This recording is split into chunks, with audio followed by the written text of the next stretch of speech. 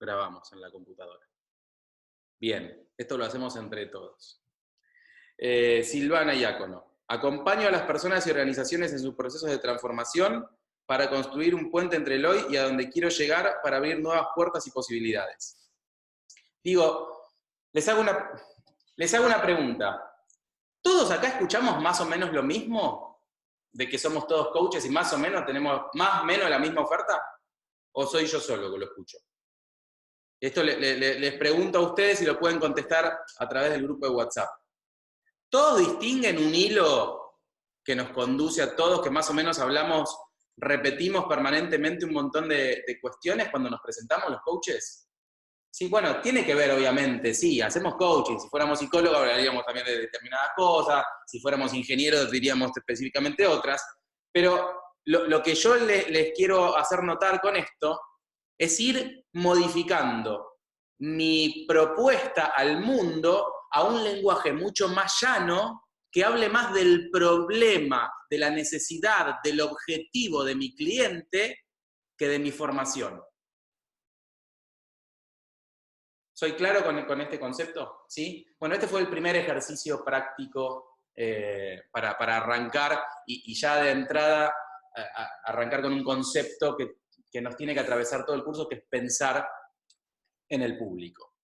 Bien. Hoy vamos a ver entonces también géneros, ¿sí? Y me detuve en esto del WhatsApp, porque como decía también antes de empezar a grabar y antes de empezar el curso a algunos de los que estábamos acá, se volvió un género, y lo dije al principio. El WhatsApp, escribir para WhatsApp o presentarnos, es ya todo un género en sí mismo. Y como lo vamos a usar mucho y cada vez más, de hecho, en el curso pasado presentamos estadísticas globales de cómo se utiliza Internet en el mundo, y el smartphone arrasa, sí, ya está llegando al 80% de que todo lo que se consume en Internet se consume a través de un smartphone. Le tenemos que dar prestar cada vez más atención. ¿Esto legitima que vayamos a ver géneros de escritura? Para nada.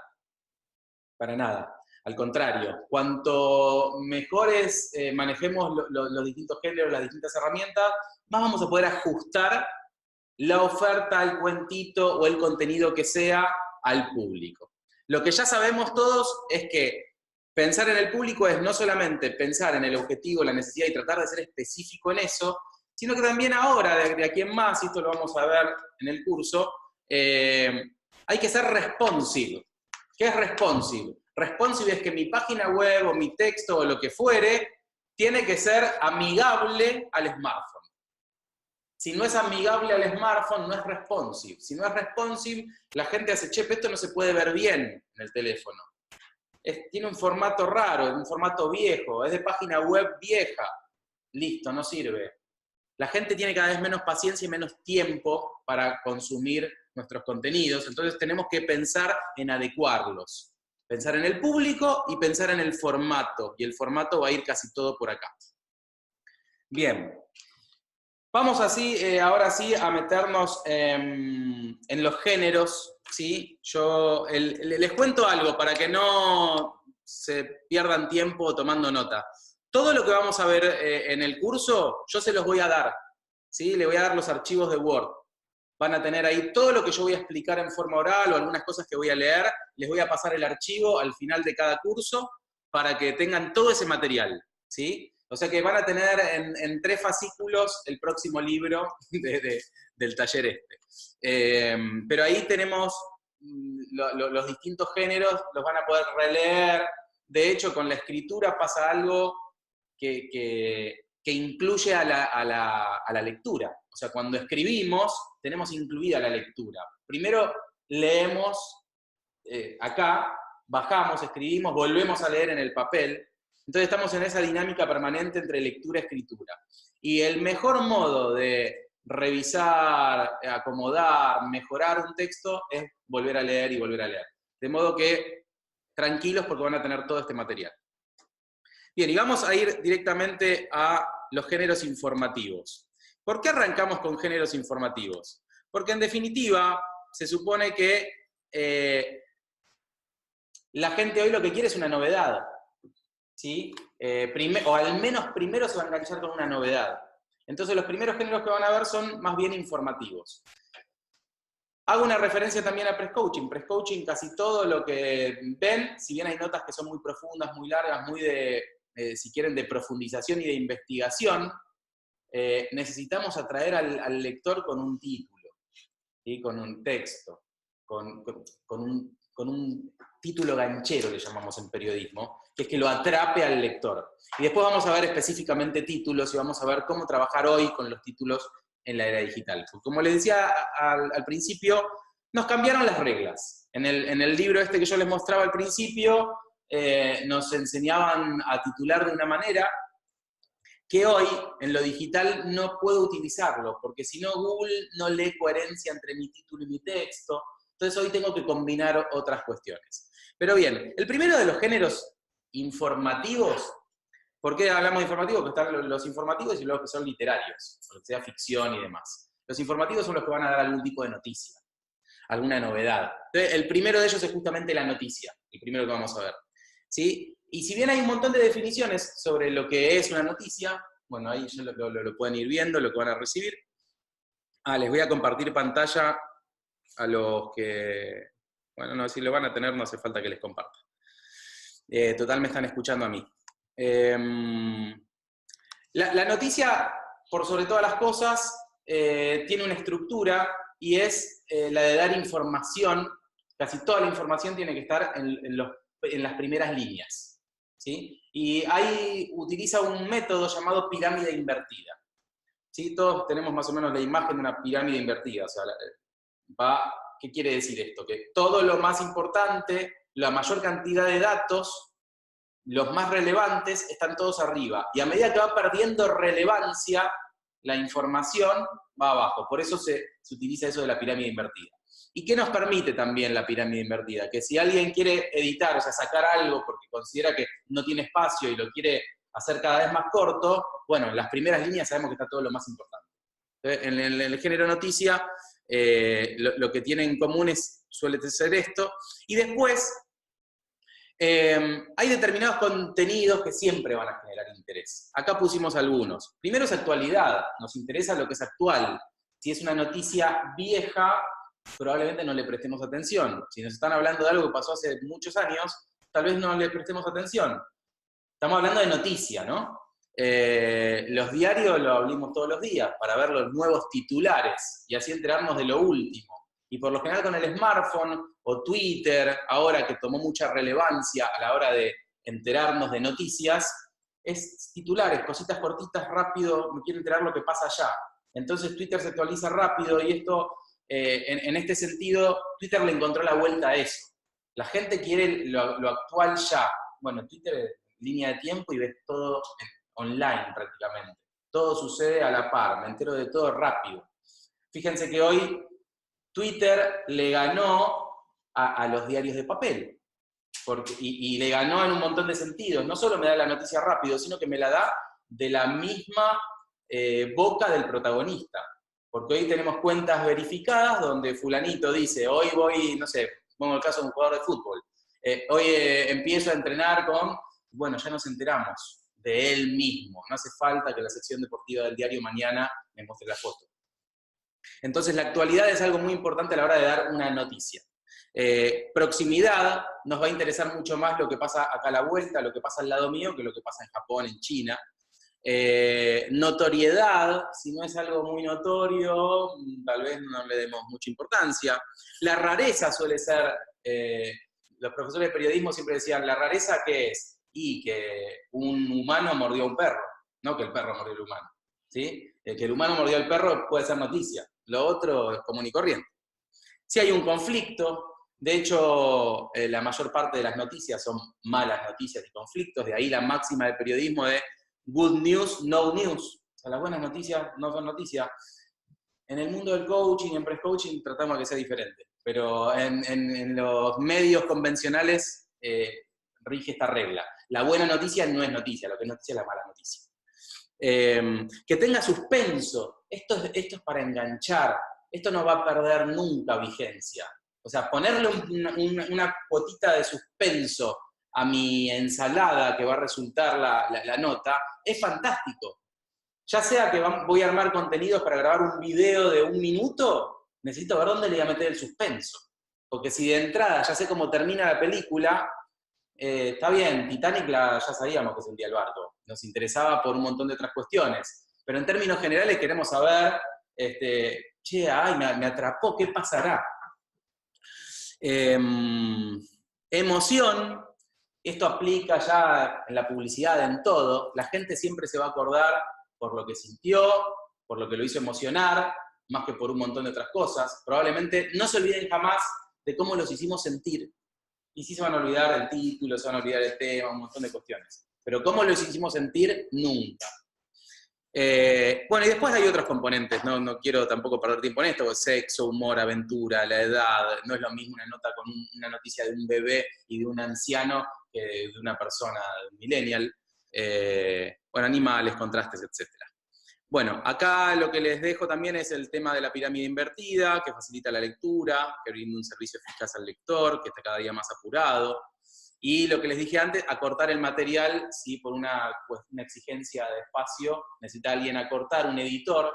Digo porque muchos de ustedes, no va a ser el caso de Press-Coaching y con las notas de ustedes, yo no, como editor nunca corto una nota. Pero porque este modelo de medio digital a mí no me exige acortar, por el contrario. Esto viene más de la era pasada, donde sí había que a veces acortar una nota. Sí. Bueno, también dentro de esto, Carla, que tiene Suma Coaching, pide que las notas sean de 2 carillas. Ahí está. No me acuerdo cuánto. Sí, y es un medio digital, está bueno como ejemplo. Suma Coaching es una revista en formato PDF y ellos sí tienen el tema del espacio. Entonces, va a haber medios, entre comillas, digitales, como son algunas revistas que se difunden en formato PDF, que puede ser que necesiten recortarles una nota o recortarles algo, por eso en el género noticia está bueno saber esto. Bueno, y acá ahora viene un género que a mí particularmente me fascina, y creo que a los coaches nos debería resultar sencillo, que es la crónica. ¿Y por qué digo que nos debería resultar sencillo? Porque, como dice ahí en la definición, bueno, dice, viene del griego cronos, que significa tiempo, es una narración limpia de todo tipo de juicio u opinión. O sea, limpia de juicio u opinión. ¿Entienden ahora por qué digo que como coach me encanta la crónica y que nos debería salir relativamente sencilla practicarla?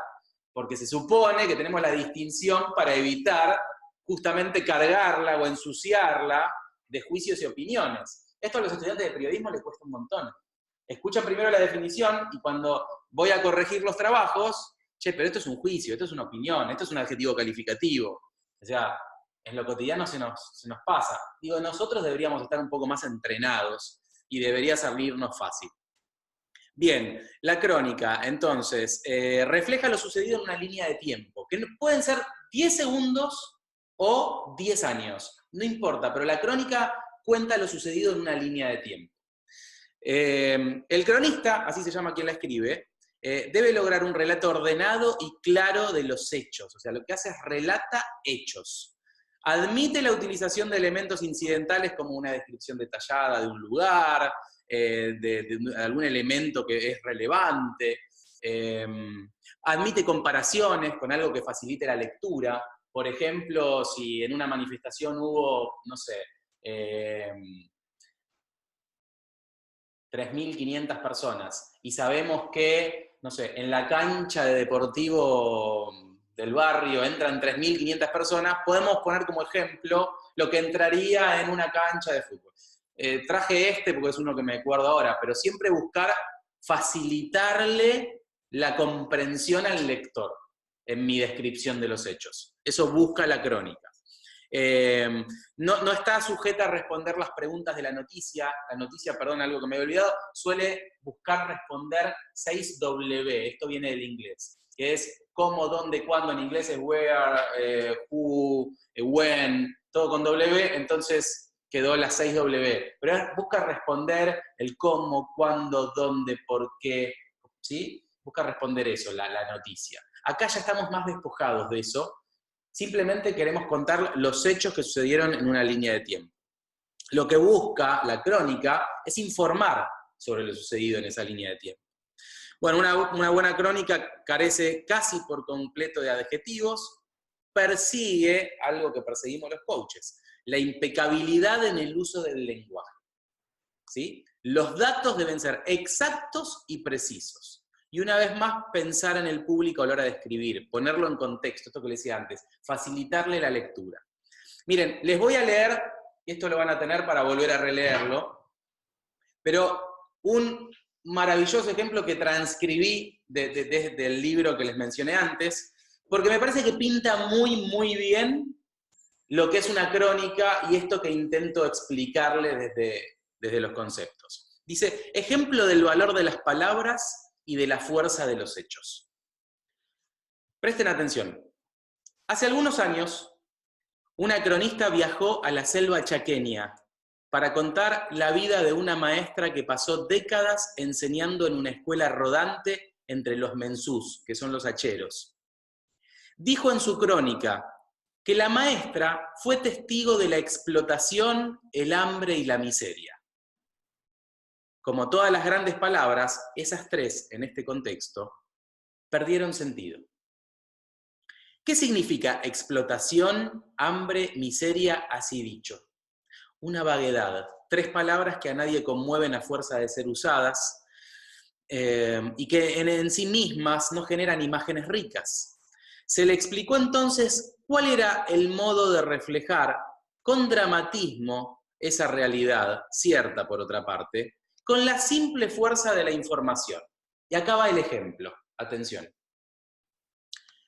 Entre 1940 y 1950, en el Triángulo Selvático, limitado por los pueblos como Villa Guillermina, La Gallareta y Bajada Vieja, 7 empresas madereras, 3 argentinas, 2 inglesas y 2 alemanas, explotaban el quebracho de la región.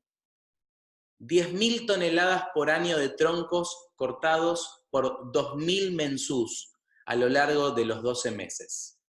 Con una semana de descanso no pago y un sueldo mensual de 60 pesos. Entre paréntesis, 1 kilo de pan costaba entonces 1,20 pesos. Acá ven lo de ayudar al lector con un ejemplo. Que cobraban en vales emitidos por las empresas y que quedaban íntegramente a cambio de comida en los almacenes instalados y regidos por las mismas empresas. Algunos de esos hacheros vivían en la zona de Tala, pero el 80% era golondrina, es decir, se mudaba con su familia al monte. Esperen que se me fue el texto. Vamos a ir. Acá estamos. Se mudaba con su familia. Ahí para abajo, sí. Ahí está. El 80% era golondrina, es decir, se mudaba con su familia al monte en busca de un trabajo que no encontraba en su lugar de origen. Esos 1.600 hombres y sus familias vivían en ranchos de madera, paja y barro que ellos mismos construían y que medían unos 25 metros cuadrados divididos en un dormitorio para los 6 o 7 miembros de la familia. Rara vez tenían menos de 4 hijos y una cocina. El baño estaba afuera, un hoyo cavado en el monte y rodeado de chapas. No había escuelas en la zona, de modo que los hijos de los mensús eran analfabetos. Cuando la maestra Raquel Fernández llegó a bordo de su carromato y llamó a clase, supo que no solo debía luchar contra la ignorancia, más de la mitad de sus alumnos sufría desnutrición y malaria, y sigue. ¿Se nota el contraste entre decir que había miseria, explotación y hambre y dar datos nada más? ¿Tienen contundencia o no tienen contundencia? ¿Tienen fuerza o no? ¿No les ayudó este último relato a imaginarse la situación? Y lo otro, ¿les ayudó a imaginar algo? Las 3 palabritas esas. Entonces, me pareció un ejemplo súper contundente. Siempre lo cito porque me parece que grafica maravillosamente bien lo que pretende una crónica. Es esto, la crónica es esto, es contar hechos. Ahora, fíjense que contar hechos con datos nada más, no sé a ustedes, pero Yo me emociono cada vez que lo leo. Es impresionante. O sea, cada vez que, y ya lo leí 800 veces, pero me emociono cada vez que lo leo. Y leo datos. ¿Sí? Entonces, esto es lo que intenta mostrar y el poder que tiene una buena crónica. ¿Sí? Bien. La crónica es un género que no pierde vigencia, que emociona, que llega, bien contada, por supuesto. Si estuviéramos en clase de periodismo o estuviéramos en el taller anual, ahora nos pondríamos a escribir una crónica y la clase que viene compartiríamos la crónica, pero no vamos a hacer eso porque la idea de este curso en realidad es mostrar los géneros, contarlos, que se lleven el material, que los puedan practicar si quieren, pero no, entre comillas, perder ahora el tiempo, porque si no, no llegamos a ver todos los contenidos. ¿Sí? Entonces, voy a seguir avanzando en los distintos géneros. Si tienen, por supuesto, alguna pregunta sobre alguno en particular, me lo dicen y paramos para aclararlo. Bien, 8:15. Voy a leer ahora la nota y gacetillas de prensa. Después de eso hacemos un break y voy a retomar después con un video. Vamos a ir alternando, porque si no yo parado las 3 horas acá se van a caer en bola. Entonces, lo mejor, me parece, es ir alternando entre dinámica, video, charla, distinciones de géneros y ida y vuelta. ¿Ok? Bien. El género que vamos a ver ahora, de hecho, es el más común de todos, el que le pedimos a todos los escritores de Press-Coaching, la famosa nota. Mándame una nota. ¿Y qué es una nota? Un relato periodístico informativo también, ¿sí? Que es libre en cuanto al tema, sobre hechos que pueden o no ser noticia. Como técnica es el género, dice, que más se acerca a la literatura, porque es cierto, nos permite muchas licencias. En una nota yo puedo arrancar, no necesariamente con la pirámide invertida, yo en la nota puedo arrancar con una anécdota, en la nota puedo arrancar con un cuento, con una metáfora, con algo que yo crea que va a iluminar bien el camino, puedo arrancarlo con una frase, puedo arrancarlo con una pregunta. Es muy libre el género, pero es informativo y eso no hay que perderlo nunca de vista. Cuando escribimos una nota, queremos informarle algo a alguien sobre algo. Mayoritariamente nos va a suceder a todos nosotros que en la nota vamos a querer contarle una experiencia a nuestro potencial cliente sobre aquello que hacemos nosotros en lo cotidiano como profesionales y que él está necesitando. Entonces yo puedo contar en una nota, no sé, por ejemplo, cómo resolví la situación de la mala comunicación que había en un equipo y cómo a través de una intervención X, contar un poco lo que hicimos, lo que trabajamos y qué fue el logro. Y eso es una nota. ¿Sí? Entonces puedo llegar a detallar, puedo llegar a poner viñetas, puedo llegar a decir, utilicé tal técnica, tan técnica, tan técnica. Es informativo, pero no se olviden nunca pensar en el público, buscamos emocionar al cliente y sobre todo emocionarlo si leyendo eso se da cuenta que lo que yo hago como profesional es lo que él está necesitando. Ese es el objetivo que vamos a perseguir. Digo, para que vayan ya imaginando qué nota quieren escribir. La idea es que hoy empiecen a escribir, que la clase que viene veamos qué es lo que están escribiendo y que en la última clase los que quieran, insisto, se vayan con su nota publicada. ¿Sí? Bien, entonces, volviendo a la nota, es considerada como el género periodístico por excelencia, ya que contiene o puede contener a todos los géneros en sí. El periodista o el escritor puede enriquecer su narración con una sabia mezcla de técnicas y estilos. La noticia suele ser el núcleo y la razón de ser de la nota, pero alrededor de ella, el redactor lo que incorpora son elementos que ponen acción, clima, contexto, que buscan la parte, si quieren, artística, de cómo emocionar o cómo enganchar o cómo atrapar al lector, y no con una simple noticia que de pirámide invertida donde le tiro los datos y nada más. ¿Sí? Bien. Acá viene algo que muchas veces desde Press-Coaching le pedimos a distintas organizaciones que nos manden. Si ustedes trabajan en una empresa y necesitan comunicar, van a utilizar este género, que es la gacetilla de prensa o la nota de prensa. ¿Sí? Que es un texto que se prepara para enviar a distintos medios con el objetivo de que esos medios publiquen esa gacetilla.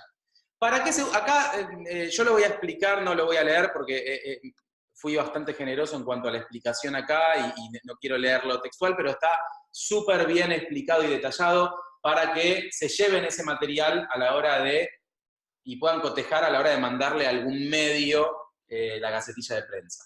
Ejemplos de gacetillas de prensa que recibimos en Press Coaching. Viene un coach de México a dar un taller de técnicas corporales de la zaraza, entonces lo va a dar en tal lugar, a tal hora, y nos cuenta a nosotros que viene, nos cuenta todo y lo pone en una gacetilla de prensa para que se la publiquemos, ¿sí? Ahora, esa gacetilla de prensa de ese coach mexicano o de donde sea, que viene a hacer tal técnica, ¿le interesa a Clarín Rural? No. ¿Le interesa a una revista de crochet? No. Acá es donde, como escritores, tenemos que pensar una vez más en el público, pero además pensar ese público que lee para yo ir a ese medio. Tengo que pensar en los medios específicos, especializados. El medio tiene que ver una coherencia entre lo que publica, entre lo que vos le mandaste de gacetilla y lo que publica habitualmente. Esto puede parecer una obviedad, pero les voy a contar dos casos puntuales y concretos. Nos mandaron a Press Coaching si podíamos publicar una nota sobre la avenida de Luis Miguel a la Argentina. Una prensera que está trabajando, evidentemente, con la agencia que lo trae Luis Miguel, y en su mandar a todos los medios, nos mandó a nosotros. Digo, no nos conoce, no sabe que somos un medio de prensa periodística especializada en coaching. Digo, les cuento esto para que no pierdan tiempo en muchas veces enviar a medios que no les van a publicar. Porque además lo mandamos con la esperanza de que nos lo publiquen o que lo comenten. Las gacetillas de prensa se mandan no solo a medios gráficos, medios digitales, se mandan a radios, a televisión, se mandan a los productores. ¿Para qué? Porque si un productor de un programa de televisión o de radio ve interés en lo que vamos a hacer en el curso, lo que sea, manda un notero, manda un cámara, ¿sí? El de radio llama por teléfono al productor, entonces, che, así que vos estás haciendo un taller sobre tal cosa, mira, nos parece interesante y te vamos a hacer una nota y lo vamos a sacar. Ese es el objetivo que busca la gacetilla de prensa, ¿sí? Generar el interés del periodista, del editor, del dueño del medio, para que o nos haga una nota, o publique la gacetilla, nos dé pelota, ¿sí? Este trabajito es a veces arduo, porque hay que hacer todo el relevamiento de medios específicos al que le voy a mandar mi gacetilla y demás. Y tiene toda una suerte de características la gacetilla, además de cómo escribirla, sobre los datos que tienen que ir. Tiene que ir del dato de contacto, del organizador. Tiene que haber toda una serie de cosas de que si el periodista quiere saber más, tiene que poder contactarme. Entonces, en una gacetilla de prensa siempre están mis datos de contacto. ¿Soy yo el encargado de comunicar? Bueno, entonces se tienen que poder contactar conmigo. También puede parecer una obviedad, pero muchas veces mandan una gacetilla sin datos de contacto. Y sin datos de contacto me estás complicando la tarea de ponerme en contacto con vos para contarle al mundo lo que vos querés contar. Porque si me mandás por mail, por ejemplo, que es muy frecuente esto, te mando la gacetilla por mail, y yo quiero ya hacerle la entrevista, porque tengo un huequito esta semana, y quiero hacer un Zoom, porque me interesa, y no me pusiste un WhatsApp, yo te tengo que mandar un correo, esperar que me lo contestes, y tal vez en mi urgencia de publicar algo, siguió de largo, ¿sí?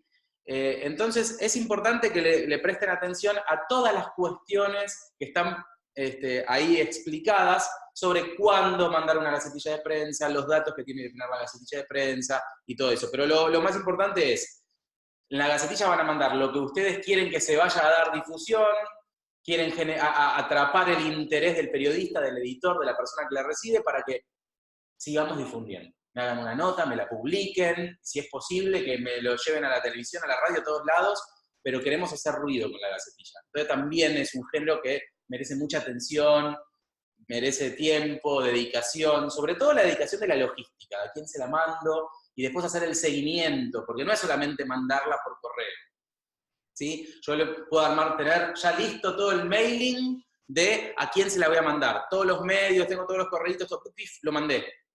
Si piensan que ya lo mandé y ya se terminó el trabajo, equivocadísimos. La gacetilla de prensa es algo que se manda y ahí empieza el otro trabajo, que es el trabajo de seguimiento.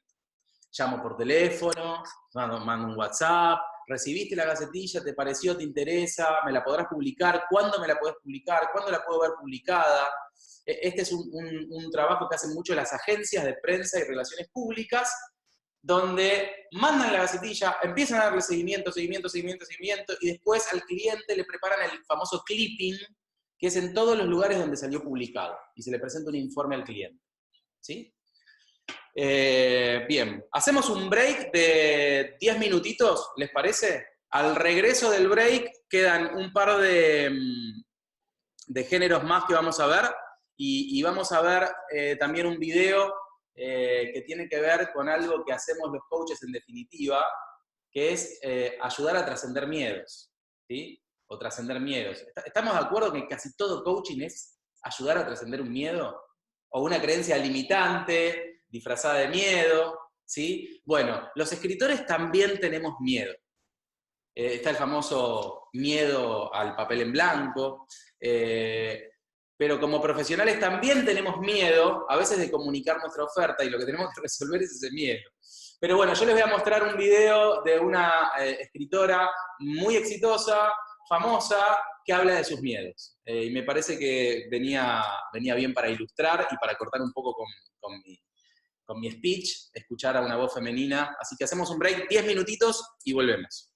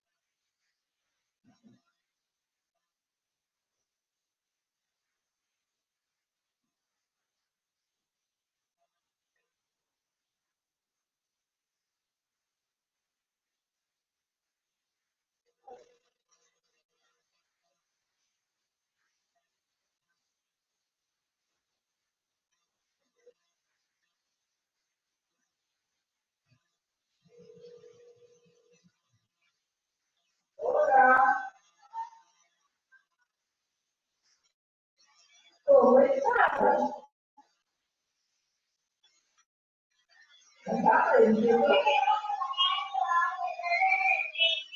Ah, sí.